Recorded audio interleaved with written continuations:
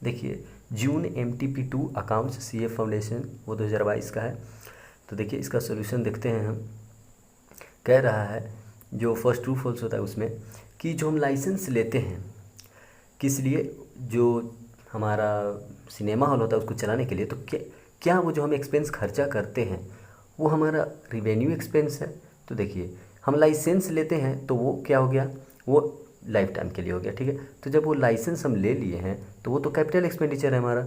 तो ये जो बात कहा है कि वो रिवेन्यू एक्सपेंडिचर है वो गलत कहा है, तो फर्स्ट फॉल्स है। वैसे ही सेकंड है जिसमें कहा है कि कंपेंसेटिंग एरर जो होते हैं वो एरर्स को हाइड कर देते हैं या कैंसिल कर देते हैं, और इससे हमारा ट्रायल बैलेंस डिसएग्री कर जाता है। डिसएग्री लिखा है लेकिन नहीं, देखिए जब दो एरर्स हिडन हो गए, जो हाइड हो गए एरर्स, उससे हमारा ट्रायल बैलेंस एग्री करेगा। तो स्टेटमेंट जो था वो गलत है, वो डिसएग्री लिख दिया था अंत में। वैसे ही थर्ड देखिए बोल रहा है कि जो क्लोजिंग स्टॉक ट्रायल बैलेंस में होता है उससे हम सिर्फ बैलेंस शीट में दिखाते हैं। हाँ ये बात सही है, हम उसे डायरेक्टली जो है क्लोजिंग स्टॉक जो होता है उसे हम बैलेंस शीट में दिखाते हैं। वैसे ही अगला क्वेश्चन है 4, कह रहे कि consignment account is a nature of real account. देखिए रियल अकाउंट में हम एसेट रिकॉर्ड करते हैं लेकिन कंसाइनमेंट में हम इनकम एक्सपेंस जो है वो रिकॉर्ड करते हैं। तो ये क्या हो गया, ये नॉमिनल हो गया। तो ये जो स्टेटमेंट दिया हुआ है वो फॉल्स है। क्यों फॉल्स है, क्योंकि इसमें हम इनकम और expense related to consigned goods record करते हैं। नेक्स्ट देखिए 5, पार्टनर्स कैन शेयर प्रॉफिट और losses in their capital ratio when there is no agreement. कह रहे कि अगर एग्रीमेंट नहीं हो तो पार्टनर कैपिटल रेशियो में शेयर करेंगे। देखिए एग्रीमेंट नहीं हो तो वो इक्वल रेशियो में शेयर होता है, तो ये भी फॉल्स है। 6 देखिए कह रहे कि क्योंकि कंपनी का जो है इसका एक इंडिपेंडेंस एग्जिस्टेंस होता है आई रिस्पेक्टिव ऑफ मेंबर, ठीक है, इसको मेंबर से कोई लेना देना नहीं है, ये हमेशा लॉन्ग टर्म के लिए चलता है और इसका कोई इफेक्ट नहीं पड़ता है इंसॉल्वेंसी या चेंज मेंबर जो होते हैं उससे कोई फर्क नहीं पड़ता। तो बिल्कुल परपेचुअल सक्सेशन जो हम पढ़े थे, जो फीचर्स था कंपनी का, वो कहता है कि ये लॉन्ग टर्म के लिए चलेगा और विदाउट डिस्टर्बेंस, अगर मेंबर मर जाए या फिर वो चेंज हो जाए। क्यों, क्योंकि सेपरेट लीगल एंटिटी है। देखिए क्वेश्चन नंबर बी जिसमें पूछा है कि कैश और मर्केंटाइल सिस्टम ऑफ अकाउंटिंग के बारे में बताइए। देखिए कैश क्या है, जो तुरंत हम खरीदे सामान और तुरंत हम पैसे दे दिए, वो कैश सिस्टम ऑफ अकाउंटिंग हो गया। और जो मर्केंटाइल कह रहा है इसका मतलब है कि क्रेडिट्स, मान लीजिए कि कोई भी चीज़ जो बाद में देंगे आप, अभी करेंटली नहीं दे रहे, तो जो अक्रूवल बेसिस का ट्रीटमेंट जो होता है ना, जो कैश बेसिस पे हुआ वो तो आ जाएगा कैश सिस्टम ऑफ अकाउंटिंग, लेकिन जो एक्रूवल बेस होता है वो मर्केंटाइल सिस्टम में आता है। तो वही मैंने लिखा है कि जो ट्रांजैक्शन पेमेंट ऑफ कैश के द्वारा होता है, मतलब तुरंत हम कैश दे दिए तो उससे कहते हैं कैश बेसिस। यहाँ पे कैश तुरंत दिया जाता है, जैसे आप परचेज करें गुड्स या सेल करें, आपको पेमेंट तुरंत करना होगा। एग्जाम्पल के लिए आप देख सकते हैं कि राम जो है वो 10 रुपये का कलम खरीदा और उसके लिए पेमेंट कर दिया। वही मर्केंटाइल सिस्टम ऑफ अकाउंटिंग क्या है, ये आउटस्टैंडिंग को बताता है, कोई चीज़ ड्यू है या क्रूअल है। इसमें क्या है कि क्रेडिट ट्रांजेक्शन होती है और इसका जो है वो पेमेंट बाद में होता है। वही लिखा हूँ कि यहाँ पे कैश जो है तुरंत नहीं पे किया जाता। और एग्जाम्पल में दिया हूँ कि Ram purchase a pen from Raj for R10 and will pay after 1 month, 1 महीने के बाद उसे पे करेगा। तो ये क्या हो गया, ये हो गया आपका मर्केंटाइल सिस्टम ऑफ अकाउंटिंग। वहीं 1 के C में जो है वो जर्नल एंट्री है, किससे, रेक्टिफिकेशन ऑफ एरर से रिलेटेड, जिसमें क्या कह रहा है देखिएगा ध्यान से कि purchase of furniture on credit from समय पोस्टेड टू विपिन। कह रहे कि हम फर्नीचर परचेज किए हैं समय से 4300 में, तो पहले हम राइट एंट्री करेंगे फर्नीचर अकाउंट डेबिट टू समय, लेकिन इसमें कह रहा है कि विपिन को वो क्रेडिट कर दिया, ठीक है, कितना 3400, यानी कि ये कर दिया है फर्नीचर टू विपिन और 3400 और 3400। पहले तो कि अमाउंट भी गलत ये रिकॉर्ड किया, दूसरा नाम गलत डाल दिया। तो देखिए फर्नीचर और फर्नीचर दोनों ऊपर है तो ये राइट और ये रॉन्ग, ये दोनों कैंसिल हो जाएंगे, ठीक है। तो बचा क्या, समय, ये तो राइट एंट्री में है, ठीक है, तो ये तो क्रेडिट साइड है तो ये तो क्रेडिट साइड ही रहेगा, लेकिन जो विपिन डेबिट साइड है रॉन्ग में वो इधर आएगा तो राइट में क्रेडिट से डेबिट हो जाएगा। देखिए जो इधर डेबिट में है ना वो इधर आता है ना राइट में, तो वो क्रेडिट हो जैसा। तो वैसे ही फर्नीचर अगर यहाँ क्रेडिट डेबिट में है, यहाँ आएगा तो क्या हो जाएगा क्रेडिट में, तो फर्नीचर ऊपर डेबिट नीचे फर्नीचर क्रेडिट, ये तो कैंसिल हो जाएगा। वैसे ही अगर इधर डेबिट इधर क्रेडिट में है विपिन, तो इधर आएगा तो क्या होगा डेबिट में हो जाएगा, तो वो डेबिट में और ये क्रेडिट में, यानी कि क्या है विपिन अकाउंट डेबिट टू समय। लेकिन यहाँ पर ध्यान देने वाली बात यह है कि कम रुपए से हुआ है, ठीक है, 3400 से, तो विपिन को तुम डेबिट 3400 से करेंगे, लेकिन समय को क्रेडिट कितना करें, 4300 से। तो इसको बैलेंस को मैच करने के लिए 900 का हम सस्पेंस अकाउंट खोल दिए, उसको भी डेबिट कर दिए विपिन के डेबिट अमाउंट के साथ। क्यों? ताकि ये 4300 से मैच कर जाए। वैसे ही सेकेंड था कि हम प्लस को सेल्स रिटर्न किए, ठीक है, sales return of plus 15,000 to plus was not entered, हम एंट्री ही नहीं किए थे सेल्स रिटर्न का, तो sales return account debit to plus कर दिए। ओके। थर्ड देखिए, investment was sold for 75,000 at a profit of 15,000 and pass through sales account. करके इन्वेस्टमेंट हम सेल किए हैं, ठीक है, तो इन्वेस्टमेंट हम सेल किए हैं 75,000 का और 15,000 हमारा प्रॉफिट है, तो राइट एंट्री क्या होगा, सेल किए हैं तो हमें पैसा मिला होगा 75,000, जिसमें इन्वेस्टमेंट था 60,000 का और 15,000 प्रॉफिट, तो पीएल को हम क्रेडिट कर दिए। लेकिन गलती से हम क्या किए कि उसको सेल मान लिया, यानी कि cash account debit to sales, ठीक है, 75,000 मान लिए। तो अब बताइए इसका करेक्ट एंट्री। तो जैसे कि पिछले क्वेश्चन में हम बताएं कि इधर जो रॉन्ग साइड है उसको इधर लाएंगे तो इनका जो जो डेबिट और क्रेडिट है, इनका जो साइन है वो बदल जाएगा। जैसे कैश डेबिट में है तो यहाँ जाएगा तो क्रेडिट में, तो ये कैश और ये कैश, ये तो ख़त्म हो जाएगा, ठीक है। तो बचा क्या, बचा इन्वेस्टमेंट पीएल और सेल। तो देखिए सेल्स अकाउंट डेबिट यहाँ पे क्रेडिट में है, यहाँ पे आया तो डेबिट में। क्योंकि ये और ये कैंसिल हो गया, ये और ये कैंसिल, अब बचे यही तीनों हैं, तो सेल्स अकाउंट तो डेबिट में आ गया, इधर क्रेडिट में था रॉन्ग साइड, राइट साइड आया तो डेबिट में, और ये दोनों तो राइट साइड हैं तो ये तो राइट में ही रहेंगे। टू इन्वेस्टमेंट टू पीएल हो गया करेक्ट एंट्री। वैसे ही फोर्थ देखिए कह रहा है कि an amount of 37,000 withdrawn by proprietor Sukhdeep for his personal use have been debited to trade expense. देखिए पर्सनल यूज के लिए 37,000 रुपये निकाला था कोई, ठीक है, और उसको हम क्या डेबिट कर दिए, ट्रेड एक्सपेंस। जब कोई पर्सनल एक्सपेंस होता है पर्सनल यूज के लिए तो उसको हम क्या कहते हैं, ड्राइंग कहते हैं। तो राइट एंट्री क्या आनी चाहिए थी, ड्राइंग टू कैश, क्यों वो कैश निकाला था, लेकिन गलती से हम क्या कर दिए, ट्रेड एक्सपेंस टू कैश कर दिए कि वो ट्रेड एक्सपेंस हुआ है। तो देखिए फिर वही बात, कैश और कैश तो कैंसिल हो गया, ये और ये क्यों कैंसिल हो गया, क्योंकि ये रॉन्ग साइड है, रॉन्ग साइड से इधर आएगा तो राइट साइड डेबिट हो जाएगा, इधर क्रेडिट है तो ये क्रेडिट और ये हो जाता है इधर आता तो डेबिट, तो दोनों कैंसिल, बचा कौन, ड्राइंग, जो कि हमेशा डेबिट ही होगा, क्यों, क्योंकि राइट साइड डेबिट है तो राइट साइड डेबिट कर दी, और ये रॉन्ग साइड क्रेडिट था तो इसको रॉन्ग साइड डेबिट था तो इसको राइट साइड क्रेडिट कर दिए, ठीक है। ओके, अब देखिए क्वेश्चन नंबर 2 का ए। क्वेश्चन नंबर 2 का ए में कहता है कि P&L अकाउंट जो है वो 24 लाख दिखा रहा है नेट प्रॉफिट, ठीक है, लेकिन कुछ चेंजेस हुई है, जैसे कि वो स्टॉक छूट गया है उससे, ठीक है, और क्या क्या छूटा है देखिए, पहला परचेज जो कि 90,000 था उसको 90,000 इलेक्ट्रिक फिटिंग का था, यानी कि परचेज में इंक्लूडेड है इलेक्ट्रिक फिटिंग का था, परचेज में से माइनस कर देंगे, ठीक है। नेक्स्ट है कि जिसकी देखिए सोल्यूशन ही देख लीजिए आप कि 24 लाख का नेट प्रॉफिट है तो नेट प्रॉफिट 24 लाख दिखा दिए, ठीक है। वैसे ही फर्स्ट क्वेश्चन जो कहता है वो ये कहता है देखिए, और उसमें क्लोजिंग स्टॉक भी है, क्लोजिंग स्टॉक को हम इसमें नहीं दिखाएंगे, क्यों, क्योंकि एडजस्टेड हम प्रॉफिट P&L एडजस्टमेंट बना रहे हैं तो यहाँ पे तो हम दिखाएंगे नहीं स्टॉक को। तो देखिए 24 लाख तो हमारा जो प्रॉफिट पहले से दिया हुआ है नेट प्रॉफिट, ठीक है, उसमें कहता है कि जो परचेज हमारा है ना उसमें 90,000 इलेक्ट्रिक फिटिंग का अमाउंट है। देखिए परचेज तो डेबिट साइड होता है लेकिन परचेज का कोई अमाउंट नहीं दिखाया है, तो आप यहाँ से माइनस करें या यहाँ पे लिख दें, बात तो बराबर है। यहाँ पे आप 10,000 अगर लिखते हैं, ठीक है, तो 24 लाख में से 10,000 घट ही जाएगा ना, लेकिन अब यहाँ पे ही अगर आप उस चीज़ को लिख दें, अगर इसको घटाना हो और इसको बढ़ाना हो तो क्या करेंगे, यहाँ से आप माइनस कर देंगे या फिर यहाँ पे आप ऐड कर देंगे, बात तो बराबर है। अगर आप यहाँ पे लिख देंगे 10,000 तो 10,000 अगर यहाँ पे लिखेंगे आप तो वो क्या हो गया, वो हो गया डेबिट आपका बढ़ जाएगा और क्रेडिट घट जाएगा। लेकिन जैसे ही आप क्रेडिट यहाँ लिखते हैं यानी कि ये क्रेडिट बढ़ जाएगा, तो परचेज में से हम माइनस करें या क्रेडिट साइड हम उसको लिख दें, बात बराबर है। तो परचेज क्योंकि यहाँ पे नहीं दिया हुआ था और माइनस डेबिट आ रहा था यानी कि क्रेडिट में, वो हम 90,000 परचेज लिख दिए। ये परचेज हम क्रेडिट साइड क्यों लिखें, माइनस में डेबिट साइड लिखें या प्लस में क्रेडिट साइड लिखें, बात बराबर है, ठीक है। तो परचेज 90,000 लिख दिए, इलेक्ट्रिक फिटिंग का ये अमाउंट था।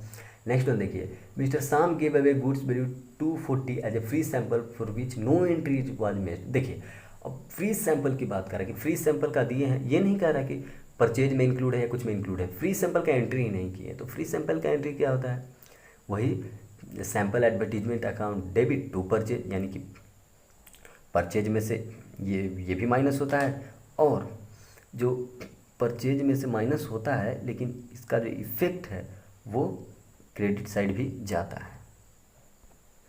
तो क्योंकि ये एक्सपेंस है, ठीक है, तो परचेज में से माइनस हो रहा है, एडवर्टीजमेंट परचेज में से माइनस हो या फिर यहाँ पे क्रेडिट हो। क्या हुआ था, इसका जर्नल एंट्रीज आप देखेंगे तो ये होता है सैम्पल एडवर्टीजमेंट टू परचेज, यानी कि कोई एक्सपेंस जो है वो बढ़ रहा है, ठीक है, एक्सपेंस बढ़ रहा है और परचेज हमारा घट रहा है। बात समझिए, sample advertisement account debit to purchase, तो परचेज को तो हमें क्रेडिट करना है, तो अगर परचेज को हमको क्रेडिट करना है और परचेज ऊपर है ही नहीं तो इसका अमाउंट को हम क्या दिखाएंगे, यहाँ दिखाएंगे 2,40,000, बात बराबर है।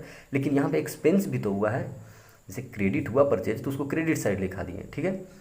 इनकम एक्सपेंडिचर में जैसे परचेज को घटा रहे थे तो क्रेडिट को हम बढ़ा दिए, बात बराबर है, ठीक है, 2,40,000। लेकिन सैम्पल एडवर्टीजमेंट जो एक्सपेंस है वो भी तो हमारा इधर दिखना चाहिए ना, यानी कि ये दो अकाउंट को इफेक्ट कर रहा था, डेबिट को भी क्रेडिट को भी। आप इसको नहीं भी लिख सकते थे, लेकिन देखिए क्योंकि एक्सपेंस है तो इसको डेबिट साइड दिखाएं, और क्योंकि ये परचेज में से माइनस होना था, जिसको परचेज में से माइनस करने के लिए इसको हम क्रेडिट साइड दिखा दें। अब आप बोलते कि परचेज होता तो क्या करते, परचेज होता तो इसको नीचे लिख देते टू सैम्पल एडवर्टीजमेंट 2,40,000 और ऊपर परचेज में से जो था वो 2,40,000 माइनस कर देते, यानी कि इसका इफेक्ट जीरो के बराबर है। क्यों, क्योंकि डेबिट साइड भी आ रहा है क्रेडिट साइड भी आ रहा है। कैसे, एक बार तो ये परचेज में ऐड होगा, क्योंकि सॉरी ये जो है एक्सपेंस है तो ये एक्सपेंस में ऐड होगा जो कि इधर ही आएगा डेबिट साइड।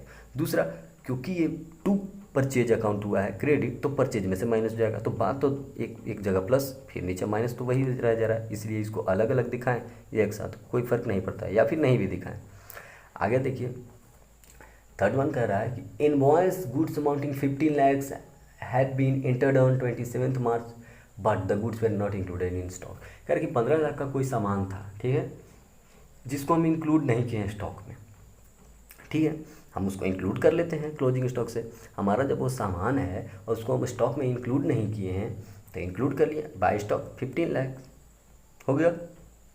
अब आप बोलेंगे इसका डेबिट साइड इसमें क्या भाई, इसमें हमारा जो है वो स्टॉक वो आया है, तो स्टॉक को हम कहाँ दिखाते हैं, नेट प्रॉफिट में, क्योंकि ये जैसे देखिए ये जो 15 लाख का अमाउंट है उसका ट्रीटमेंट क्या होता है, closing stock account debit to trading account में क्रेडिट होता है, तो क्लोजिंग स्टॉक डेबिट, तो वही किए हैं, ये जो हम अकाउंट बना रहे हैं उसमें हम इसको क्रेडिट कर दिए 15 लाख, ठीक है, जिसको हम नहीं लिखे थे उसको हम एंटर कर दिए, स्टॉक ही छूट गया था ना तो उसको हम एंटर कर दिए। आगे देखिए क्या बोल रहा है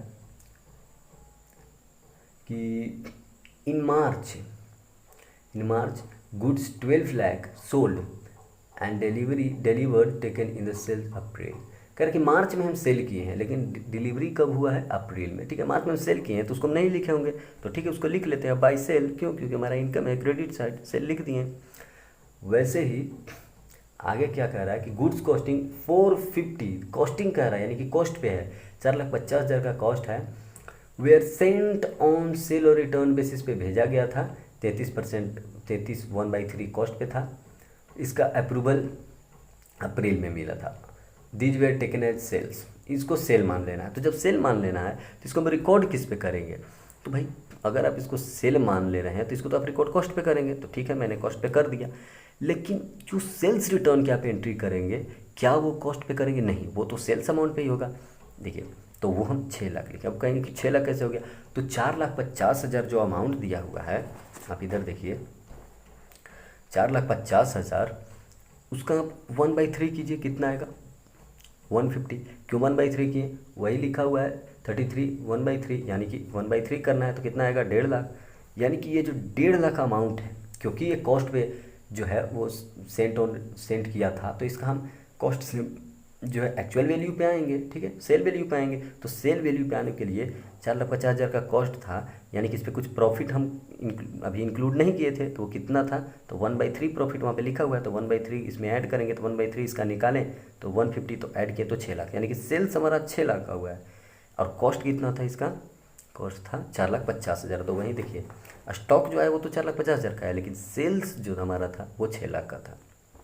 ओके, सेल्स रिटर्न जिसको हम माने, रिटर्न कर लिए हम उतना का सामान तो 6 लाख, ठीक है, और लेकिन ये जो था वो 4,50,000 का कॉस्ट पे था यहाँ पे, और यहाँ पे सेल वैल्यू पे दिखाए हैं, सेल्स रिटर्न। ठीक है, ये हो गया।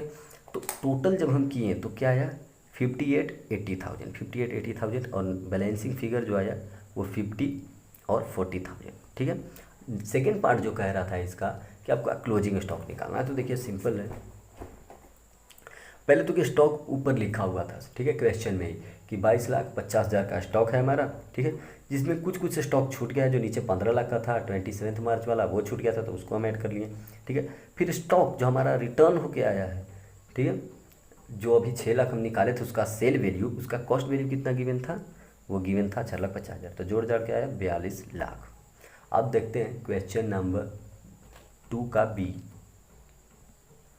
2 का भी डिप्रिसिएशन से रिलेटेड है, जिसमें कह रहा है कि 1 जनवरी 2019 को मशीन लिए थे 1.5 लाख का था। ठीक है, और 1 लाख का था, और अगला मशीन जो हम लिए वो 1 जुलाई 2020 को ही लिए अगले साल।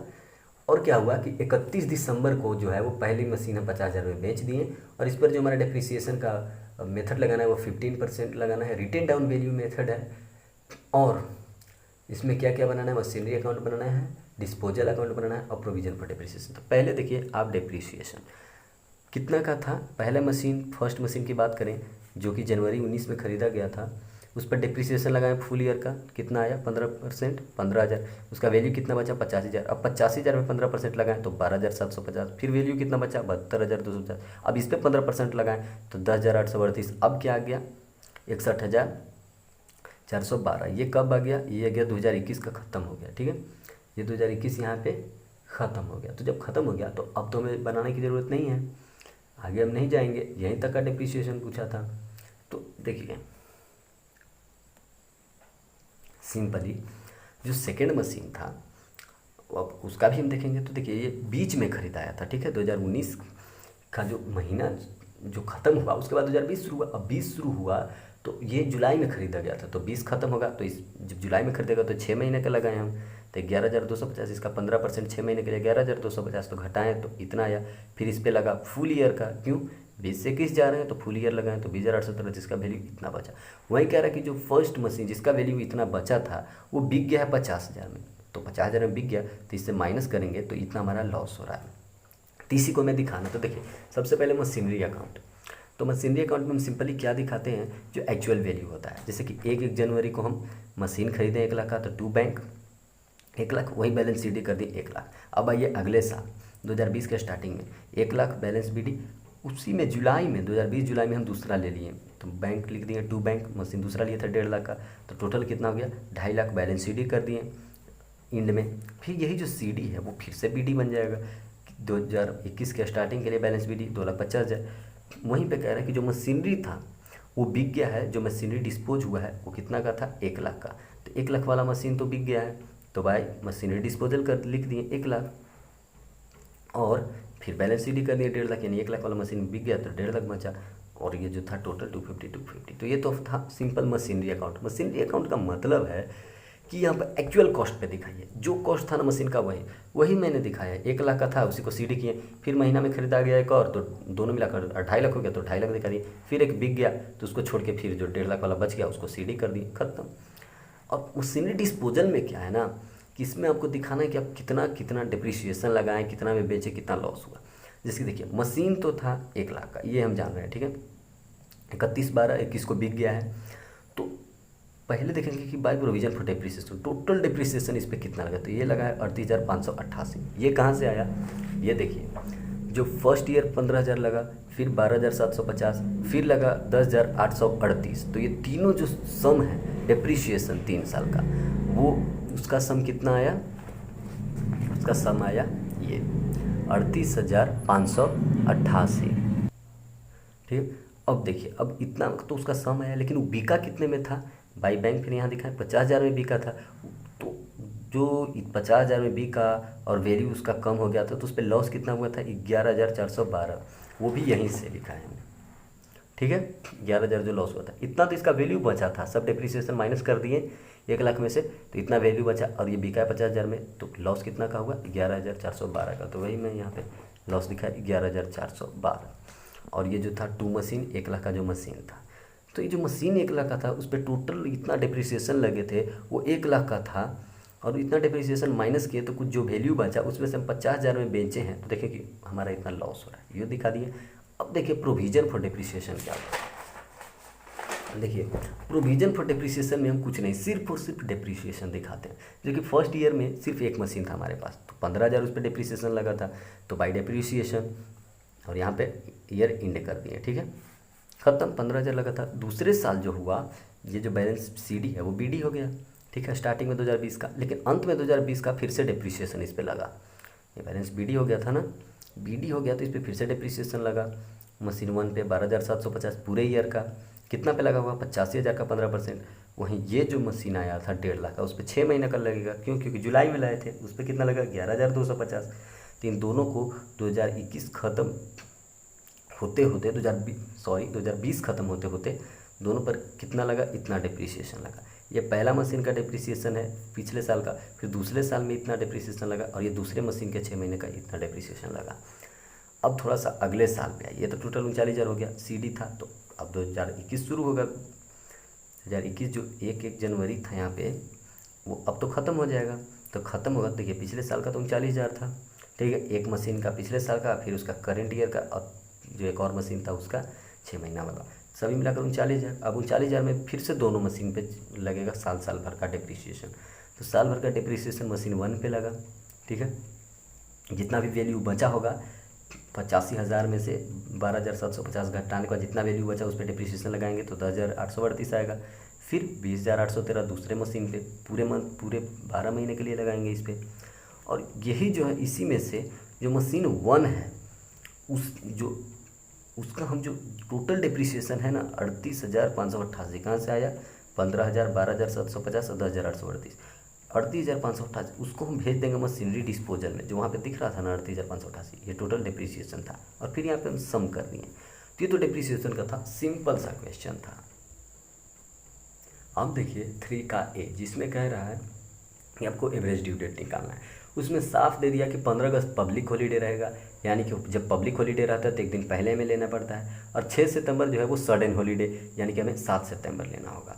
तो देखिए इसमें क्या है, कह रहा है कि सब कुछ दिया हुआ है, बिल्स पेबल और बिल्स रिसीवेबल, यानी कि रमेश को जो है कुछ पैसे लेने हैं कुछ देने हैं। तो पहले रमेश को मिलेगा क्या क्या रवि से, उसका हम देखते हैं। तो जैसे कि देखिए पहला है जून, 1 जून, पहला 1 जून है, ऐसे बनाते हैं date, amount, number of days और प्रोडक्ट। तो 1 जून है तो हम बेस्ट डेट किसी को मान लेते हैं। तो बेस्ट डेट किसको माने, तो दोनों तरफ आप देखें तो सबसे कम जो है वो 29 मई है। तो हम 29 मई जो हुआ वो सबसे पहले, वहीं उसका हम देख रहे हैं कि जब हम इसका ड्यू डेट निकाल रहे हैं तो ये कब आ रहा है, ये 29 मई का। अगर आप ड्यू डेट 2 महीना अगर आप आगे जाएंगे तो 29 मई, 29 जून, 29 जुलाई और प्लस 3 डेज ऑफ ग्रेस, यानी कि 29 जुलाई में डेज ऑफ ग्रेस जोड़ रहे हैं तो वो क्रॉस कर जा रहा है। वहीं नीचे देख रहे हैं कि एक 9 जून का है जो कि सिर्फ 1 महीना का, तो इसी को हम बेस्ट डेट मान लेते हैं।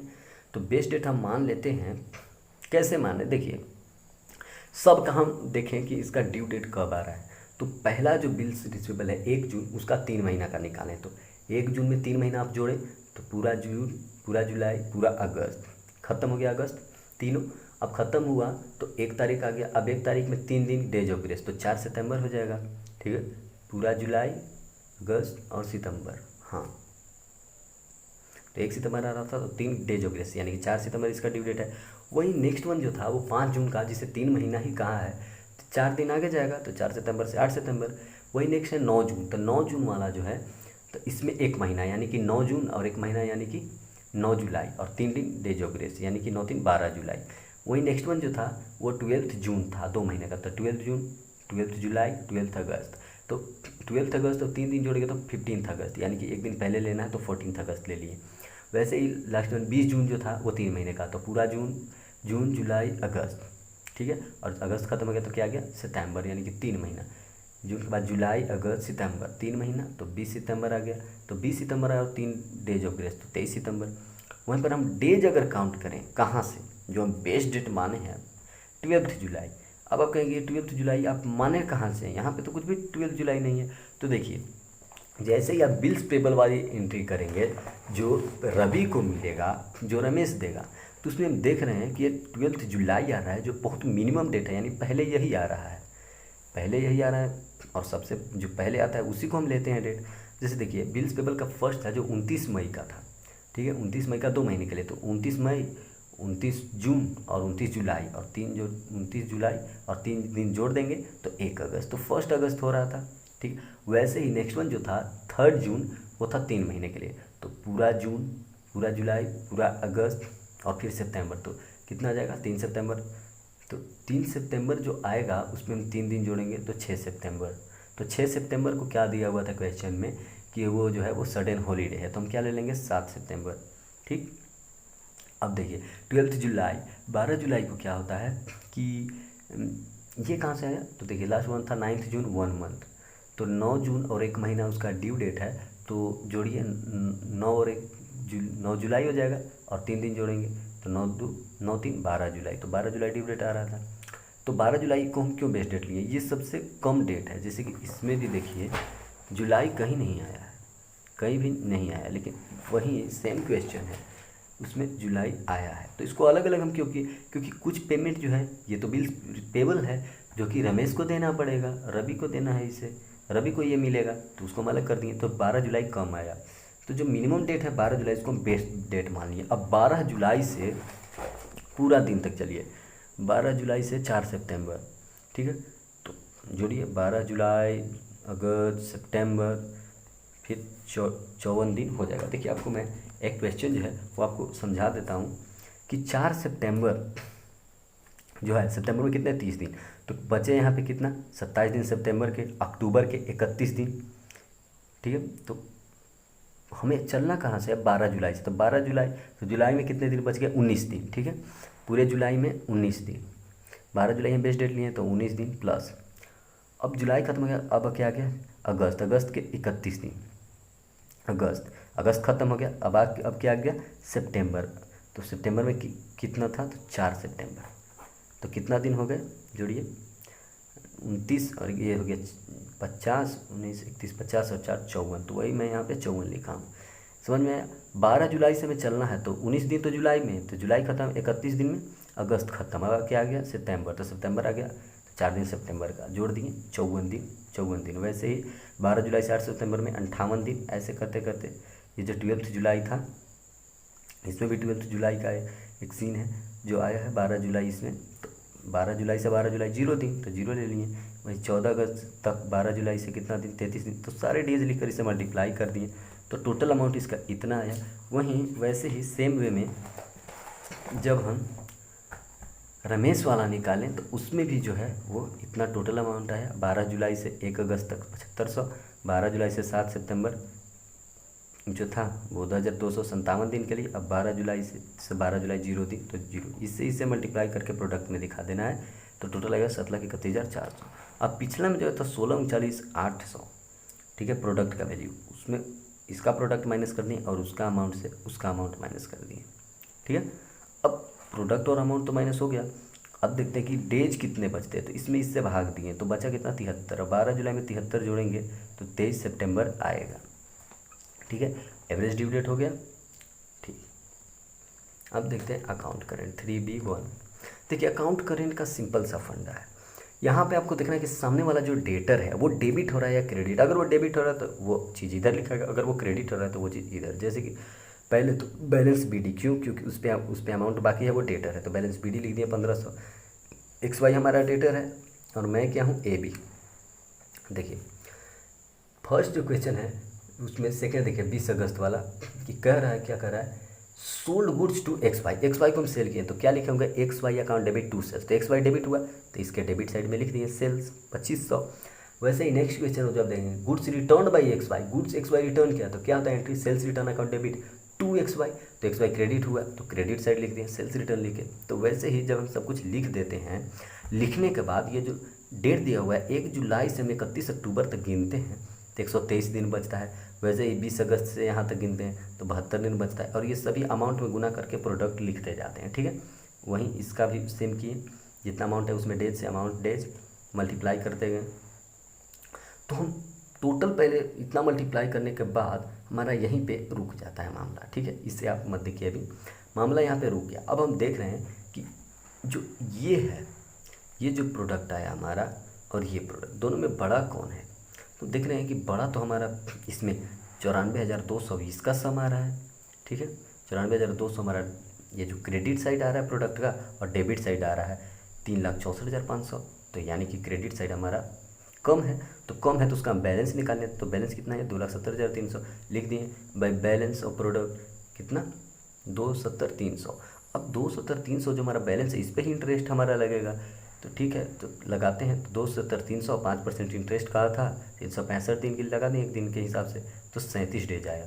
अब जो ये 37 अमाउंट आया, सॉरी, तो 37 अमाउंट कहाँ जाएगा? वो जाएगा डेबिट साइड, यहाँ पे लिख दिए बाई इंटरेस्ट 37, और ये टोटल अमाउंट में जोड़ दिए, तो कितना हो गया? 4,037। तो जब 4,037 यहाँ, तो 4,037 यहाँ भी, लेकिन यहाँ 4,037 जैसे ही लिखें तो देखें कि डिफरेंस आ गया 1,037 का, तो बैलेंस शीट 1,037 लिख के हम इसको इक्वल कर दिए।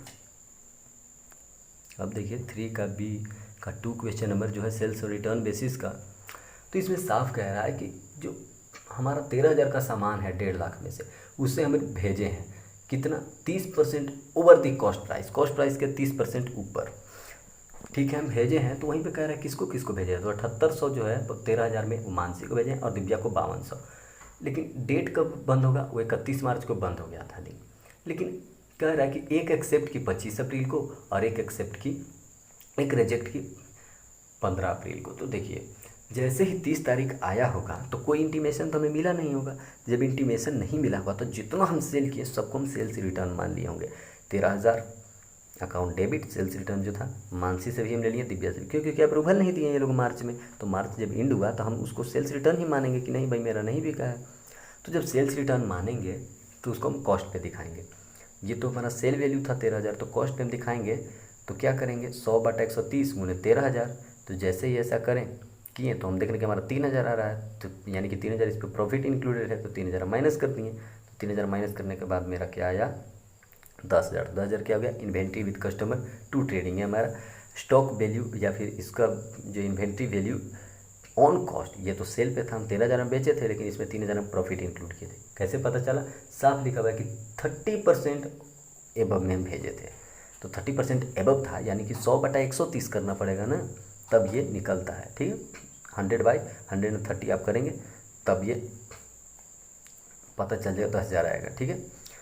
तो अब देखिए अब क्या करें कि 25 अप्रैल को मानसी जो एक थी वो मान ली कि नहीं मैं इसको खरीदूंगी। तो बताइए हम 30 तारीख को 31 मार्च को जैसे ही बुक क्लोज हुआ था हम तो इसको सेल्स रिटर्न मान लिए थे, लेकिन फिर से अप्रूवल मिल गया तो फिर से हम सेल्स मान ले रहे हैं, Mansi account debit to sales account. लेकिन जिसको हम सेल्स रिटर्न मान लिए थे फिर से कह रहा है कि वो रिटर्न कर रहा है, तो क्या उसको भी सेल्स रिटर्न मानेंगे? नहीं, क्यों? क्योंकि 31 मार्च को ही हम उसको सेल्स रिटर्न मान लिए थे, तो कोई एंट्री नहीं की हम उसका। और कह रहे हैं कि बैलेंस शीट में इसको कैसे आप दिखाएंगे? तो देखिए पहले तो जो ट्रेड रिसीवेबल 1.5 लाख दिया हुआ है वो, अब इसमें से हम घटाएंगे क्या? इसमें हम सेल वैल्यू घटा दिए जो हम सेंड किए थे, तो इसमें जोड़ेंगे क्या? तो इसमें हम जोड़ेंगे जो हमारा कॉस्ट, जो हमारा जितने पर कॉस्ट का हमारे पास जो स्टॉक था वो आया, उसको हम जोड़ दिए। 13,000 गुने 100/130 किए तो 10,000 आया, 10,000 ऐड कर दिए। भेजे थे इतना पे, रिटर्न आया इतना पे, और ये जो स्टॉक बाहर दिया हुआ है वो 1 लाख का लिखा हुआ है क्वेश्चन में कि 1 लाख का स्टॉक है नीचे, तो 1 लाख स्टॉक भी ऐड कर दिए, टोटल है 2,47,000। अब देखिए 3 का सी जो कि है आपका बिल्स ऑफ एक्सचेंज से क्वेश्चन कहता है कि रवि जो है वो ऋषि पर 15 अप्रैल को 3 महीने के लिए 45,000 का बिल लिखता है और वो एक्सेप्ट कर लेता है, ठीक है। अब जब ऋषि एक्सेप्ट कर लिया है तो क्या ऋषि हमारा क्या जो हमारा बिल्स है वो बिल्स रिसीवेबल मेरे पास आ जाएगा, ठीक है। तो बिल्स रिसीवेबल जैसे ही क्रिएट हो गया, किस पे क्रिएट हुआ? ऋषि पे, तब bills receivable account debit to Rishi, ठीक है। बिल वो एक्सेप्ट कर लिया। आगे जो है वो क्या किया? रवि की डिस्काउंट कराने गया बिल्स को, तो क्या लिखा हुआ? Bank account debit, discount account debit to bills receivable. अब वो कहेंगे 44,100, तो उसमें साफ लिखा हुआ है कि 44,100 के लिए ही डिस्काउंट कराया, यानी कि उसको 44,100 मिला। 45,000 का बिल था लेकिन मिला कितना? सिर्फ 44,100, यानी कि 900 इसको डिस्काउंट मानना पड़ रहा था। Bank account debit, discount account debit to bills receivable, bill का पैसा वो ले लिया। वहीं पे कह रहा है कि वो जो 1/3 वैल्यू है 45,000 का 1/3 उसको वो रेमिट कर दिया, यानी कि वो दे दिया। किसको दे दिया? हम मान लीजिए हम रवि हम ऋषि को दे दिए फिर 15,000 कि ये लो, तो 15,000 हम देंगे, तो क्योंकि 45,000 का था उसमें हम 44,100 ये में मिला, 900 तो डिस्काउंट कर लिया, तो इसका 1/3 दे रहे हैं तो डिस्काउंट का भी 1/3 वही बियर करेगा, यानी कि 300, तो वही डिस्काउंट का वो भी बियर किया 300। तो Rishi account debit 15,000 to cash या बैंक, कितना हम एक्चुअल में उसको दिए 14,700, और डिस्काउंट कितना हमें रिसीव हुआ 300 का। क्यों? क्योंकि 900 का जब हम इसको बियर किए थे तो इसका हम 1/3 टोटल अमाउंट हम उसको दे रहे हैं, तो 45,000 का 1/3 तो 15,000 आएगा, लेकिन जो 900 हमारा डिस्काउंट इसमें मिला 45,000 वाला में, उसमें 1/3 इसका भी 300 वो बियर करेगा। आगे देखिए क्या कहता है कि ऋषि को हम माने कि हम जो है वो नया बिल एक्सेप्ट करेंगे। क्यों बिल एक्सेप्ट करेंगे? क्योंकि हम पेमेंट नहीं कर पाए, मैं रवि हूँ और मैं पैसा नहीं दे पाया ड्यू डेट के दिन ऋषि को हमें पैसा देना था क्योंकि बिल हम ड्रॉ किए थे, लेकिन हम नहीं दे पाए, तो बोले कि भाई 52,500 का नया बिल साइन कर दो, और मैं एक्सेप्ट करता हूँ। तो ऋषि अकाउंट डेबिट उसको हमको देना है, टू बिल्स पेबल हमारे लिए लायबिलिटी है। ओके, अब देखिए क्या होता है कि मैं क्या करता हूँ कि मैं उसको डिस्काउंट कराता हूँ। रवि जो है वो क्या करता है, Ravi falls due to amount ही accept bill of 1,000। Rishi discount करता है 51,300 में, जिसका एंट्री हम करेंगे बिल्कुल नहीं करेंगे। हम क्यों करेंगे? वो तो ऋषि के अकाउंट में होगा, वो डिस्काउंट किया है 51,300 रेमिट 8475 रुपये, कह रहा है कि 8475 रुपया हमें दिया है। ठीक है, बैंक अकाउंट डेबिट टू ऋषि। तो पहले देखिए, आप 8475 रुपया दिया, उसमें डिस्काउंट हमारा 800 है। अब ऋषि कितना देना चाहिए था उसको? 9275 रुपये की 800 डिस्काउंट, कैसे ये कैसे आ गया? तो देखिए 52,500 का तो हम बिल एक्सेप्ट किए थे। ठीक है, बिल हम एक्सेप्ट किए थे कितना का? 52,500 का, कि हाँ तुझे 52,500 हम जो है वो पे करेंगे। उसको डिस्काउंट कितना पे वो हुआ, वो हम करवाएं 51,300 पे। दोनों का डिफरेंस देख रहे हैं तो वो 1,200 आ रहा है, तो 1,200 है, और 1/3 क्योंकि पहले था, अब क्या है, अब ये 2/3 हो गया। ठीक है, तो जैसे इसका हम 2/3 1,200 जो डिफरेंस आ रहा है उसका हम 2/3 निकालें तो वो कितना है 800। तो 800 हम क्या किए इसमें हम ऐड कर दिए। ठीक है, तो हमें रिसीव हुआ 8475। तो हम सोच रहे हैं कि भाई 52,500 हम दिए थे, इसका अगर वो हमें फिर से अगर 1/3 पहले दिया था 2/3 देगा तो कितना दिया होगा? तो जैसे 8475 है, तो हम इसमें फाइंड करेंगे कि जो 8475 दिया इसमें क्या डिस्काउंट है, तो बिल्कुल डिस्काउंट है। हम भाई 52,500 पे किए थे ना, इतना के लिए हम बिल एक्सेप्ट किए थे, तो हमें मिल 8475 ही क्यों रहा है उससे? ठीक है, तो इसलिए मिला है। अब आप देखिए कि 52,500 के लिए था, वो डिस्काउंट करा 51,300 के ही, यानी कि जो डिफरेंस है 1,200, इसका 2/3 800। वो ये 800 हमारा क्या है, डिस्काउंट है। तो 8475 में 800 जोड़ दिया, यानी कि वो 9275 हमको दे रहा था, और उसी में से कुछ डिस्काउंट है 800 जो वो इंक्लूड नहीं किया था, तो वो डिस्काउंट भी हम ही बियर करेंगे। जैसे पिछला में वो बियर किया था 300, तो इस बार हम बियर कर लिए। ठीक है, वो हो गया 9275। अब आगे देखिए क्या होता है। आगे ये हुआ कि देखिए bills payable account debit to Rishi. अब मैं इंसॉल्वेंट हो गया हूँ भाई, मेरे पास पैसा बचा ही नहीं। रवि करेगा मेरे पास पैसा नहीं है, तो बिल तुम रद्द कर दो। तो बिल तो रद्द हो गया 21 अक्टूबर जैसे ही आया, ड्यू डेट इसका 3 महीने वाला। Bills payable account debit to Rishi 52,500, कह रहे कि 50% इससे रिसीव हुआ। तो Rishi account debit to bank to deficiency. अब आप कहेंगे 35,000 कैसे आया? देखो भाई 2/3 लेना था। ठीक है, तो 52,500 जो अमाउंट था इसका 2/3 निकालो, 35,000 आ रहा है। तो 35,000 में से मैं आधा रिसीव हुआ 37,500। अब कहें कि 52,500 क्यों लिया? इतना का बिल हम बनाए थे, 51,000 कुछ रुपये में डिस्काउंट कराया, तो दोनों में हम डिफरेंस देखें कि 1,200, तो 1,200 का 2/3 800, यानी कि वो 800 हमारा डिस्काउंट था जो हमें बियर करना है। वहीं 52,500 का हम 2/3 किए, तो 35,000 उसको टोटल हमें पे करना चाहिए था, लेकिन वो पे किए इतना किया 17,500 हो गया। अब देखिए पार्टनर्स जो है, एडमिशन ऑफ पार्टनर्स है, कह रहे कि वेनस मरकरी पार्टनर्स थे और नया एक आया है पार्टनर। देखिए टोटल चीज़ें हम बात करेंगे जैसे जैसे है। पहले हम कह देते हैं कि 1/6 शेयर के लिए वो आया है, कैपिटल लाया है, वो गुडविल नहीं लाया, तो गुडविल का अमाउंट जो है वो एडजस्ट कर लेंगे। ठीक है, और देखिए इसमें न्यू प्रॉफिट शेयरिंग रेशियो दिया हुआ है, प्लस इसमें कह रहा है कि जो स्टॉक है ये सब ऊपर नीचे हुआ है, तो revaluation partner capital balance sheet बनाना है। तो सबसे पहले देखिए हमारा ओल्ड प्रॉफिट शेयरिंग रेशियो 3:2 दिया हुआ है, किस में है? ये वेनस और मरकरी में। और वहीं न्यू प्रॉफिट शेयरिंग रेशियो जो है वेनस, मरकरी और मार्स में दिया हुआ है 3:1। तो पहले हम कैलकुलेशन करेंगे गेनिंग और सेक्रीफाइसिंग रेशियो, क्यों? क्योंकि गुडविल को एडजस्ट करना है। तो देखिए न्यू माइनस ओल्ड क्या होता है? गेनिंग के लिए। तो ठीक है, न्यू रेशियो जो है वो क्या है? 3:1। तो 3/6 माइनस 3/5 किसका है? ये वेनस का है। 3/5 उसका शेयर माइनस किए तो आया -3/30। अब देखिए हम न्यू में से ओल्ड गेनिंग निकाल रहे हैं, लेकिन गेनिंग जो माइनस में है यानी कि ये लॉस, यानी कि ये सेक्रीफाइस है, तो ऐसे लिख दिए। वैसे ही मरकरी का माइनस किए न्यू माइनस ओल्ड, इसमें भी सेक्रीफाइस। मार्स तो 1/6 है, उसका तो ओल्ड रेशियो कुछ था ही नहीं, तो 0 माइनस किए, यानी कि 1/6 कहिए या मल्टीप्लाई कीजिए ऊपर नीचे 5 से, 5/30 कहिए, बात बराबर है। यानी कि ये गेन किया 5/30 और ये लोग से जो है सेक्रीफाइस किया 3/30, 2/30। वैसे ही गुडविल की जो बात करें, जिसको हमें एडजस्ट करना है, कैसे आएगा? देखिए 1 लाख तो कैपिटल आया, कितना उसका शेयर था? 1/6, तो इसको 6/1 के रिवर्स, तो कितना आ गया? 6 लाख। अब 6 लाख में से टोटल कैपिटल घटाइए, 6 लाख में से 1 लाख भी घटाएं जो इसका था, प्लस और क्या क्या घटाएं? 1,76,000 जिसमें मार्स मरकरी का था और वेनस का, दोनों का हम माइनस कर दिए, तो कितना है? 1,80,000। ये फर्म का गुडविल आया 1,80,000। तो सी का कितना गुडविल आया होगा? सी का 1,80,000 इंटू 1/6, 1/6 शेयर के लिए 30,000। 30,000 को 3:2 में अगर आप बांटेंगे तो कितना कितना होगा? 3:2 में आप जैसे ही बांटेंगे तो 18,000 और 12,000, यानी कि वेनस को मिलेगा 18,000 और मरकरी को मिलेगा 12,000। ये दोनों सेक्रीफाइस कर रहे थे इसलिए। वैसे ही 3/30 और 2/30 जो आया था और 5/30, तो वही बात कह रहा है कि 3/30 कीजिए 1,80,000 का, या 2/30 आएगा 12-18। नीचे देखिए रिवेल्युएशन। रिवेल्युएशन अकाउंट जब हम इसमें बनाए तो देखिए कि कोई प्रॉफिट कोई लॉस नहीं हुआ। कैसे?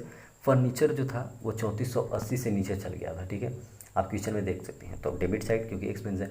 स्टॉक जो है वो भी 5% से कम हो गया, तो 5% स्टॉक पे लगा दिए 4480। प्रोविजन जो लगाए डेटर पे 1,40,000 5% से, तो आया 7,000। लेकिन वहीं देख रहे हैं कि एक ओल्ड प्रोविजन है, तो ओल्ड प्रोविजन 800 माइनस कर दिए, तो बच कितना? 6200। और नीचे लिखा था प्रोविजन फॉर वेजेज, ठीक है। तो प्रोविजन फॉर वेजेज यानी कि वेजेज के लिए कोई प्रोविजन क्रिएट हुआ है आउटस्टैंडिंग वेजेज के लिए, तो उसको भी हम क्रिएट कर दें 6240। साफ लिखा हुआ था कि 6240। वहीं बिल्डिंग 12,800 से बड़ा है तो बढ़ा दिए। इन्वेस्टमेंट जो है वो 1800 से भी, ये भी ऊपर गया है, उसको भी हम दिखा दिए यहाँ पे 1800 से बढ़ा है। ट्रेड पेबल सबसे लास्ट में आप देखें एकदम अंतिम में कि it was found that the creditor include some 5600 which is not to be paid. अब ट्रेड पेबल के ये क्रेडिटर कहिए, यहाँ पे सिंपली आप क्रेडिटर लिख दीजिए, क्रेडिटर, तो वो 5600 जिसको हमको नहीं देना है, यानी कि हमारा इनकम हो गया। जब नहीं देना है तो इनकम साइड 5600 और इसका दोनों 20,200 आ रहा है, यानी कि नो प्रॉफिट नो लॉस, ठीक है। ये रिवैल्यूएशन 0 पे ख़त्म हो गया। वही जैसे हम पार्टनर्स कैपिटल में आते हैं तो देखिए अब दोनों का बैलेंस BD दिया हुआ है 14,000 कितना है? 1,44,000 वेनस का है, वहीं जो है मरकरी है उसका 1,76,000 है, और मार्स जो 1 लाख लाया है वो, तो बैलेंस BD इन दोनों का, और बाई बैंक ये जो लाया कैपिटल वो। और गुडविल जो 18,000 12,000 इन दोनों को मिला, किससे मिला? मार्स से। तो मार्स को डेबिट साइड में दिखा दिया 18,000 और 12,000, यानी टोटल 30,000 चला गया। अब देखिए इनका जो हम बैलेंस किए हैं वो है 1,62,000, 1,88,000 और 70,000, जिसको हम कहाँ दिखाए हैं? बैलेंस शीट में। ये देखिए कैपिटल 1,62,000, 1,88,000 और 70,000 हो गया। सन्ड्री क्रेडिटर जो था उसमें से 5600 कम हो गया था, नीचे लिखा हुआ था कि 5600 पेड कर दिए, तो जितना सन्ड्री क्रेडिटर था 51,600, उसमें से 5600 माइनस किए तो 46,000। और ये बैंक ओवरड्राफ्ट 36,000 दिया हुआ है, आउटस्टैंडिंग वेजेस जो नीचे लिखा हुआ था वो दिखा दिए। वहीं बिल्डिंग जो बढ़ा था उसका बढ़ा हुआ वैल्यू यहाँ पर दिखा दिए। फर्नीचर जो घट गया था घटा हुआ वैल्यू दिखा दिए। स्टॉक भी 5% से कम होता है उसको दिखा दिए। डेटर में से न्यू प्रोविजन जो आया था हमारा 7,000, 1,40,000 में से वो घटा दिए।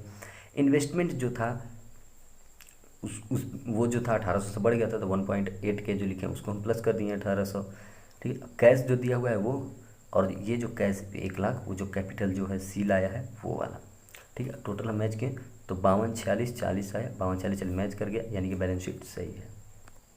अब 4 का बी में देखिए कह रहा है कि कुछ एडवांस है जो 6 लाख का कोई अमाउंट है मेरे पास, जिसमें 4,50,000 तो अब भी का है करेंट ईयर का, लेकिन उसमें से जो 1,50,000 जो बचा हमारा वो एडवांस है, ठीक है।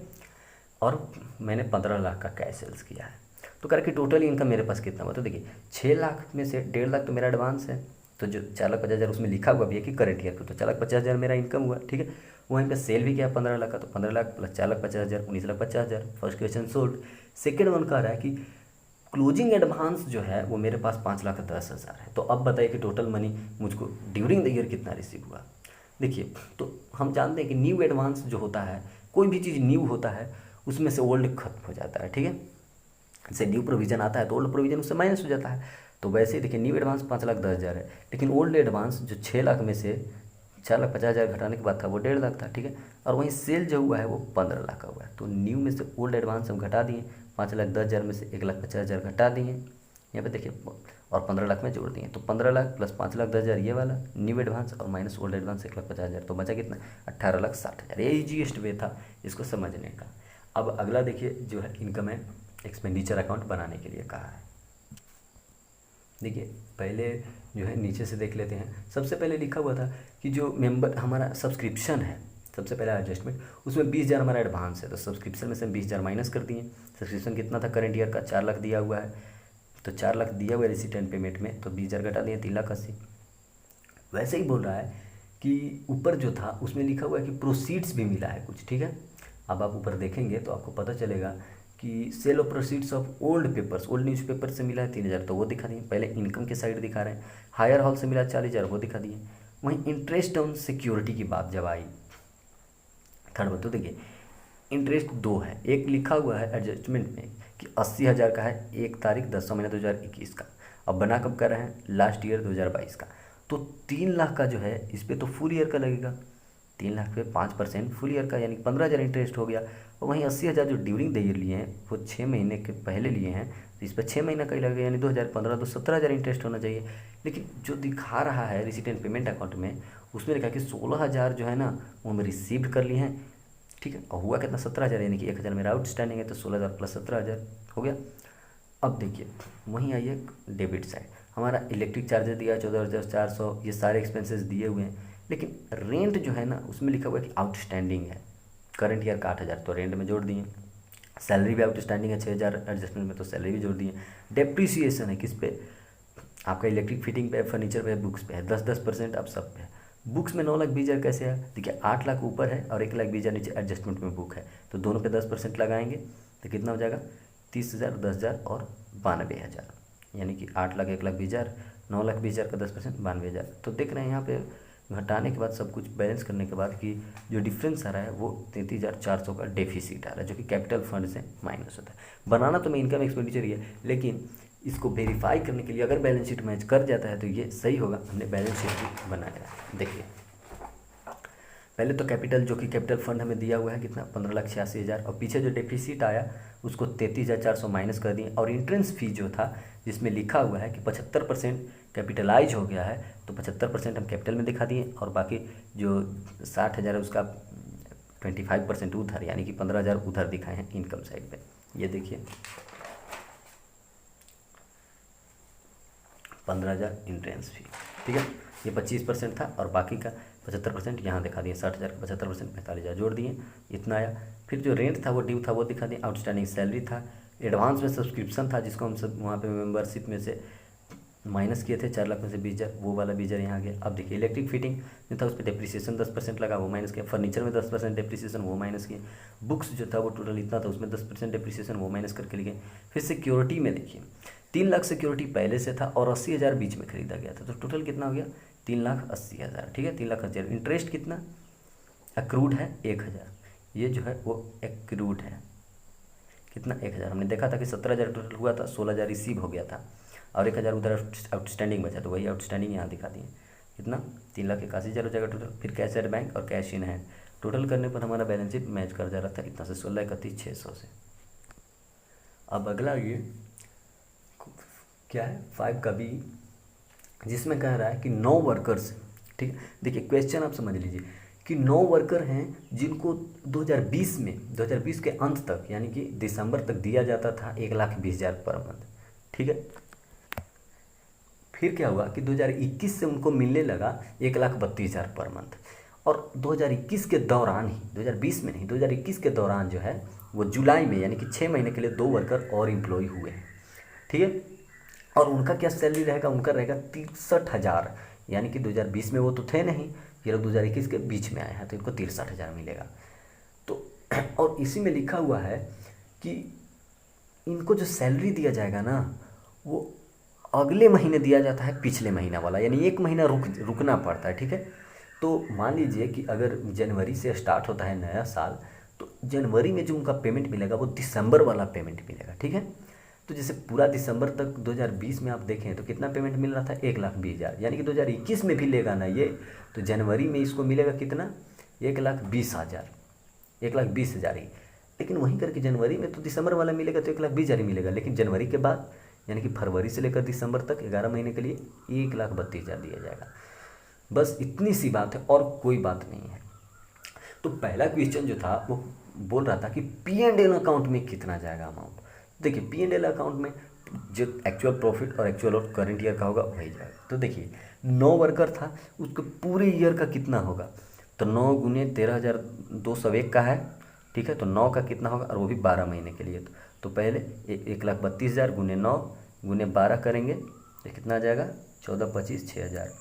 वही किए हैं 1,32,000 गुने 9 और फिर 12 महीने से गुना किए तो 14, 25, 6,000। अब आप कहेंगे कि आप ये 1,32,000 से क्यों किए, 1,20,000 से क्यों नहीं किए। तो देखिए वो पूछ रहा है ना 31 दिसंबर जो ख़त्म हो रहा है उसका, और जो 1,20,000 वाला है वो 2020 दिसंबर का है, ठीक है। और 2021 दिसंबर का जो पूछ रहा है वो 1,32,000। तो देना तो मैं 12 महीने का है, 12 महीने का लिख दिए। वहीं जो 2 वर्कर आए थे 63,000 जिनको मिलना था, ठीक है, तो वो तो 6 महीने के लिए ही आए थे 2021 में, तो 6 महीने के लिए और 2 वर्कर हैं और 63,000 सभी को, तो 7,56,000 और दोनों को जोड़ दिए तो है 1,50,000, 12,000, ठीक है। पहला क्वेश्चन सॉल्व। वहीं दूसरा पूछ रहा है कि कितना सैलरी पे किया गया, एक्चुअल सैलरी 2021 के दौरान। तो देखिए 2021 के दौरान बात कर रहा है, यानी कि इसमें 2020 से लेकर 21 तक। तो ज़रा सा सोचिए, एक महीना तो रुक ही गया होगा एरियर में। जैसे कि देखिए 2020 के अंत में क्या हुआ था कि जनवरी आया होगा, जनवरी 2021, लेकिन जनवरी 2021 में तो हमें अमाउंट रिसीव हो गया होगा कौन वाला, 2020 दिसंबर वाला, क्योंकि क्वेश्चन में लिखा हुआ है कि एक महीना पीछे वाला अमाउंट रिसीव कर मिलेगा आपको लेट से। तो ठीक है, तो पहले पीछे वाला कर लेते हैं। पहले हम जनवरी में जब आ गए, जनवरी 2020 जो शुरू 2021 से स्टार्ट होगा, जनवरी 2021, तो जनवरी वाला तो हमें अमाउंट मिलेगा नहीं। फरवरी जनवरी से तो हम मानते हैं कि शुरू हो गया था 1,32,000, लेकिन मिलेगा कितना, मिलेगा आपको 1,20,000 ही। क्यों, क्योंकि दिसंबर वाला मिलेगा ना आपको जनवरी में। क्वेश्चन में लिखा हुआ कि एक महीना पीछे वाला मिलता है, तो जनवरी से तो 1,32,000 हो रहा है, लेकिन जब आप क्वेश्चन में देखेंगे तो लिखा हुआ कि नहीं, पहला जो ईयर स्टार्टिंग जो मंथ होगा उस वो पिछला महीना वाला आपको इनकम दिया जाएगा, यानी कि दिसंबर 2020 वाला मिलेगा यहाँ। तो 1,20,000 मिला, तो एक कितने वर्कर्स को, एक महीने के लिए हुआ, ठीक है। तो जब एक महीने के लिए 9 वर्कर्स को 1,20,000 मिला, यानी कि 10,80,000। अब जनवरी ख़त्म, अब कितना मिलना चाहिए, अब मिलेगा 1,32,000 11 महीने के लिए 9 को। ये तो एक महीने के लिए था, ठीक है। तो अब 9 को मिलेगा 11 महीने के लिए 1,32,000, वो अमाउंट हो गया। अब 63,000 गुने 2 गुने 5, अब 63,000 जो इनका सैलरी हुआ था। अब आप कहेंगे हाँ, इसमें आप ये वाला 1,20,000 क्यों नहीं अप्लाई किए। देखिए ये दोनों आया दिसंबर में, जुलाई में आया है। जुलाई के दौरान जो है वो 1,20,000 वाला स्कीम नहीं था और फर्स्ट मंथ वाला स्कीम भी नहीं था। और अब इनको कितना मिलेगा, देखिए 63,000, 2 आदमी थे और 5 महीना ही बच रहा है, 1 महीना तो इनका एरियर में जाएगा। अब वो कहेंगे कि उस एक महीना को भी ऐड कीजिए, तो उस महीना को इसलिए नहीं यहाँ पे दिखाया जाएगा क्योंकि उस महीने से पहले ना 1,20,000 वाला स्कीम था और उस टाइम ये लोग थे ही नहीं, ये लोग आए हैं जुलाई में। तो इनको भी एक महीना एरियर करके मिलेगा कितना, वो मिलेगा 63,000 के हिसाब से ही, और 5 महीने के लिए।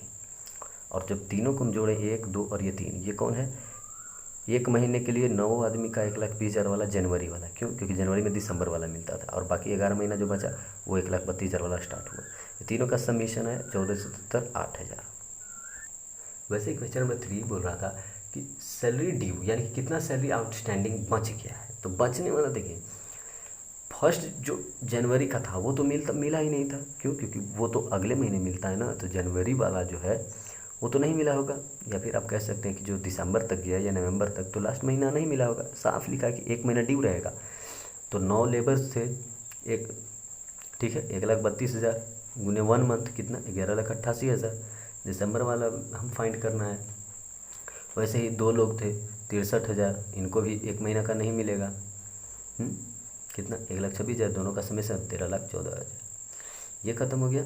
अब देखते हैं 6 का ए क्या है, वो कंपनी से, जिसमें कह रहा है कि 16 लाख तो ऑथराइज्ड कैपिटल है, ठीक है, 16 लाख, 8,000 शेयर्स है 100 ईच का, जिसमें इजूट कितने के लिए किए, 4000, ठीक है। तो 4000 हम इशू किए हैं, जिसमें लिखा हुआ है कि एप्लीकेशन अमाउंट @25 है, ये अलॉटमेंट @30 है, और ये जो है फर्स्ट कॉल वो @20 है। वहीं लिख रहा है कि फर्स्ट कॉल पे जो 2 मेंबर हैं जिनके पास 800 यानी कि 400 ईच शेयर्स है, वो लोग नहीं पे किए हैं। वहीं उसी पे ये फर्स्ट कॉल पे ही 400 एक आदमी हेल्ड कर रहा है जो पूरा पेमेंट कर दिया, यानी कि बाकी का भी जो कि बच गया 30 20 50 25 75, यानी 25 जो बाकी का बचा हुआ था वो भी पेमेंट यहीं पे कर दिया। देखिए इसका एंट्री क्या है कि पहले तो शेयर एप्लीकेशन का अमाउंट 4000 @25 जो दिया हुआ है, 1 lakh bank account debit to share application, फिर एप्लीकेशन से ट्रांसफ़र हो गया शेयर कैपिटल में, ट्रांसफ़र कर दिए।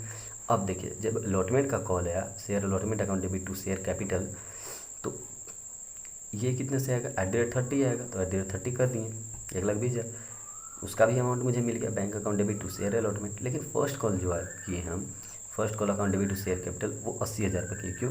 क्योंकि @20 करना था। उस पर हम देख रहे हैं कि हमें मिला कितना, 82,000, और हमें कॉल इन एरियर कितना रह गया, 16,000, और शेयर कैपिटल में तो 80,000 ही जाएगा, और वहीं कॉल इन एडवांस जो हमको मिला वो मिला 18,000। अब आप कहेंगे ये कैसे आया, तो देखिए 800 शेयर्स वाले जो थे वो एरियर थे, तो 800 @20 यानी कि 16,000 कॉल इन एरियर हो गया, ठीक। वहीं एडवांस वाले कितने थे, 400, तो 400 @20 ये हो गया इसका, इसका पे कर दिए वो प्लस, और किसका पे किए, @25 अलॉटमेंट, और जो था वो लास्ट ईयर वाला फाइनल वाला 25, वो दोनों अमाउंट वो पे कर दिए, तो 18,000 एडवांस हो गया। आप ऐसे भी कर सकते थे कि मान लीजिए कि जो 8,000 उसको देना था, 400 @20, वो 8,000 इसमें दे देता, और फिर 10,000 उसका एरियर बचता, तो इसमें जो था वो 10,000 कम ऐड होता, ठीक है। वैसे तो ये टोटल कितना था, उसके पास 400 शेयर्स था, वो @20 और @25 दोनों जो था, ये जो फाइनल कॉल वाला उसका भी पेमेंट यहीं पे कर दिया, तो ये एडवांस हो गया अमाउंट। इसकी देखिए ये 18,000 यहाँ पे अमाउंट दिखाया ना, इसको आप कम भी दिखा सकते हैं। क्या करते हैं कि कितना एडवांस दिया है, जैसे कि इसका @20 तो वो देता ही, जैसे देखिए क्या होता है कि 400 @20 इसको तो अलॉटमेंट पे देना ही था, तो ये एडवांस कितना दिया होगा, ये एडवांस दिया होगा लास्ट कॉल वाला, तो 400 @25 यानी कि 10,000। तो यहाँ पे आप क्या करेंगे, आप यहाँ पे 10,000 दिखाएंगे। तो जब 10,000 जब यहाँ पे दिखाएंगे, तो यहाँ पे कितना दिखाना होगा, यहाँ पे आपको दिखाना होगा सिर्फ 74,000। क्यों? क्योंकि देखिए ये 8,000 जो ये इसको तो देना ही था अलॉटमेंट पे, ये तो दे ही दिया, लेकिन @25 जो बचा हुआ है फाइनल कॉल का वो भी दे दिया होगा, तो 25 इंटू 400 जो इसका शेयर हेल्ड किया है, एडवांस दिया है, कितना हो गया 10,000, तो 10,000 एडवांस में दिखा दिए। तो टोटल रिसीव कितना में हुआ है, 74,000, जिसमें से हमें एरियर है 16,000 का। हो गया क्वेश्चन। अगला क्वेश्चन देखते हैं।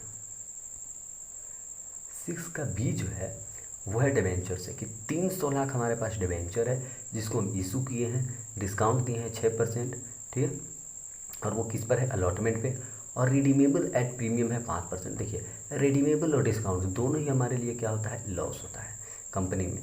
क्यों? क्योंकि रिडीम जब करेगा वो अपना डिबेंचर, तब भी उसको देना है 6% प्रीमियम पे करना है, और अभी जो उसको पैसा मिला उस पर भी 6% डिस्काउंट पे मिला है, दोनों लॉस होता है। तो देखिए पहला entry, bank account debit to debenture application, ये 3 जीरो हम कॉमन ले लिए हैं, ठीक है। 300 लाख में से 3 जीरो हम कॉमन ले लिए हैं, यानी कि 300 लाख, 1 जीरो हटा, 30 लाख, फिर 1 जीरो हटा, कितना हो गया 3 लाख, फिर 1 जीरो हटा तो कितना 30,000, यानी कि 30,000 हम वैल्यू मान के चल रहे हैं शेयर का। तो डिबेंचर एप्लीकेशन @50 है दिया हुआ है एप्लीकेशन का, तो @50 30,000 का, 50 में 15 लाख 15 लाख। वहीं जो डिबेंचर एप्लीकेशन था उसको ट्रांसफ़र कर दिए डिबेंचर में। अगला लॉस वाला, देखिए 5% तो प्रीमियम जो हमें पे करना है वो, और 6% डिस्काउंट दोनों है। तो देखिए जब दोनों है तो डिबेंचर अलॉटमेंट हम डेबिट पहले करेंगे, ठीक है, लेकिन देखेंगे कि पहले तो डिबेंचर में जितना कितना जाएगा, 15 लाख की फेस वैल्यू जाएगा, ठीक है, @50 फेस वैल्यू 30,000 का 50 बार। लेकिन डिबेंचर रिडेम्पशन प्रीमियम ये कितना है, 5%, यानी कि 30,000 का 5% 1.5 लाख, ठीक है।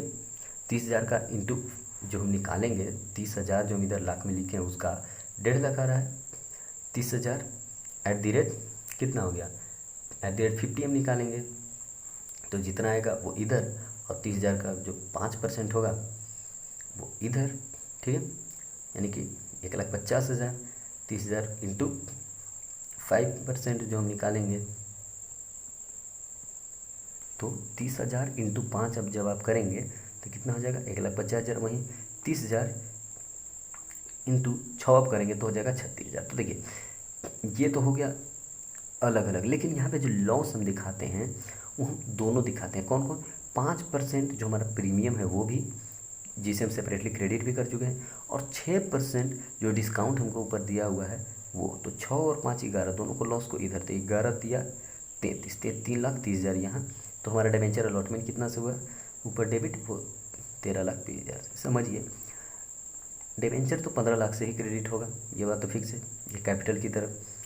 क्यों, क्योंकि एट द एंड 50 ही इसको लेना चाहिए था, 6% डिस्काउंट है अलॉटमेंट पे।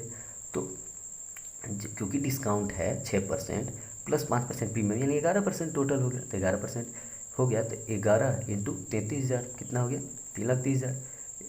30,000 में मल्टीप्लाई किए 11 से, 3,30,000। लेकिन जैसे देख रहे हैं कि प्रीमियम, इसमें तो प्रीमियम और डिबेंचर दोनों है, लेकिन प्रीमियम तो क्रेडिट है क्योंकि लायबिलिटी क्रिएट होता है।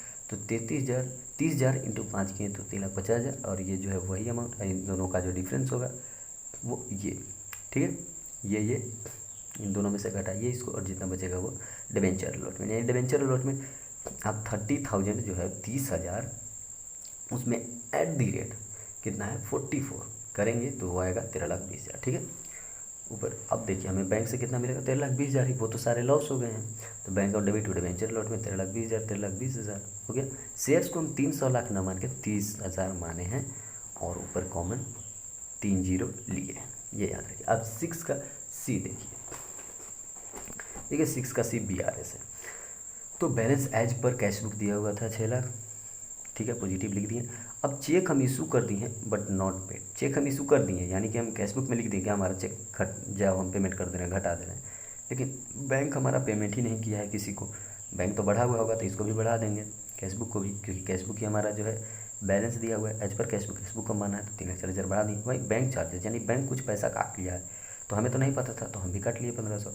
वहीं इंटरेस्ट कुछ जो था वो बैंक बढ़ा दिया 7,500, तो हमें नहीं पता था तो हम भी 7,500 से बढ़ा लिए, और टोटल जो करें तो बैलेंस एज पर पासबुक आया 9,46,000। वैसे जो लास्ट क्वेश्चन था उसमें पूछा था objective and advantage of accounting standard. देखिए अब जब अकाउंटिंग स्टैंडर्ड आया तो इसमें क्या मेथड या फिर जो सिस्टमेटिक वे है रिकॉर्ड करने का वो सब बताया गया, ठीक है। यानी कि जनरली हम बात करें तो इसमें फैक्ट फिगर बताया गया कैसे कैसे क्या करना है। इसका एम क्या रहा होगा, एम यही रहा होगा कि थोड़ा सा स्टैंडर्ड बनाते हैं रिकॉर्डिंग सिस्टम को, जो हम अकाउंटिंग सिस्टम जो है उसको हम थोड़ा सा स्टैंडर्डाइज कर दे रहे हैं, थोड़ा सा अकाउंटिंग को जो एक रोड मैप देते हैं, विजन देते हैं, ठीक है। और इससे क्या फ़ायदा होगा कि जो फाइनेंशियल स्टेटमेंट्स होते हैं, बैलेंस शीट, ये सब मैच करने में आसानी होगा। क्यों, क्योंकि सिंपल अकाउंटिंग स्टैंडर्ड आप फॉलो कर रहे हैं तो वही हम भी फॉलो कर रहे हैं, तो थोड़ा सा कंपेयर आराम से होगा। और एडिशनल डिस्क्लोजर्स, कुछ जो चीज़ें होती है जिसको डिस्क्लोज करना होता है वो सब इजीली हो जाएगा। वही एडवांटेज पूछ रहा है कि ये आया तो क्या क्या फ़ायदा हुआ। देखिए पहले तो कि सिस्टमेटिक वे में हम अकाउंट रिकॉर्ड करने लगे, ये हो गया। दूसरी बात, थोड़ा सा जो विंडो ड्रेसिंग जो कि होता है ना कि दिखा रहे हैं बैलेंस शीट में कुछ और, उसको चेंज करके मैनिपुलेट कर कुछ और दिखा दें, उसको ख़त्म कर दिया, इंड कर दिया। और जो अकाउंटिंग ट्रांजैक्शंस होते हैं उसको डिस्क्लोज करने लगा, अकाउंटिंग स्टैंडर्ड बताने लगा। तो ये था टोटल जून MTP2 2022 CA फाउंडेशन। आगे मिलेगा आपको लॉ का।